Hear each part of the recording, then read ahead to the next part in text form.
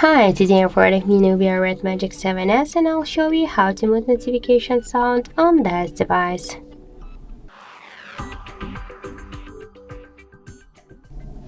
So first let's open the settings application and then tap to the sound section.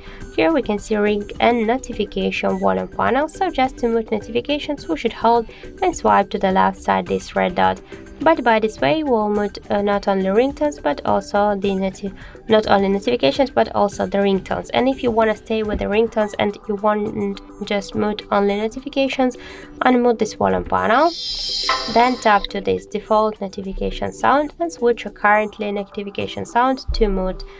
Then tap here to OK to save the changes, and by this way you'll just mute your notifications but you will stay with the ringtones. So that's it, thank you for watching, and if you find this video helpful, don't forget to leave a like, comment and to subscribe our channel.